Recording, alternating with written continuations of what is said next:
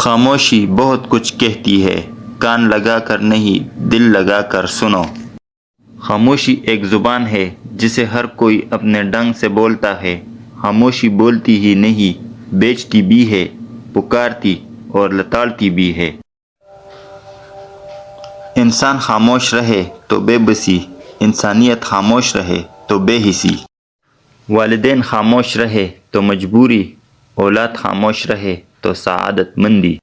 خاموشی ایک عظیم نعمت ہے، بالخصوص اس مقام پر جہاں اختلاف زیادہ، آوازیں بلند، علم کی کمی اور دلیل کی کوئی وقت نہ ہو۔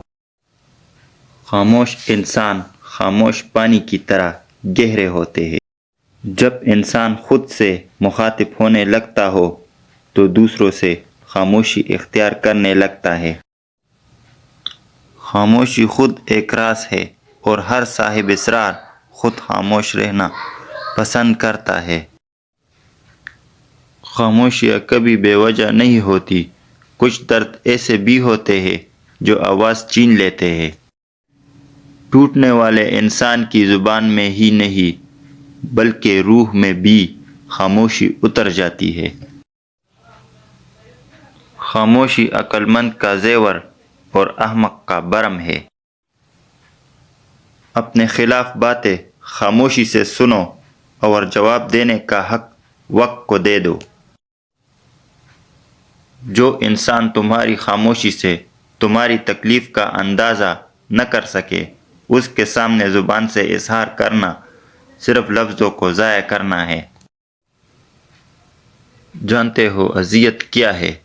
کہنے کو تو بہت کچھ ہونا مگر خاموش رہنا۔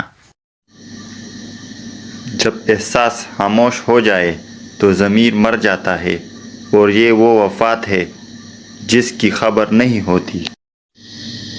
اگر لوگ اپنی گفتگو سے غیبت، تہمت اور بہتان نکال دے تو باقی صرف خاموشی رہ جاتی ہے، جو ایک بہترین عبادت ہے۔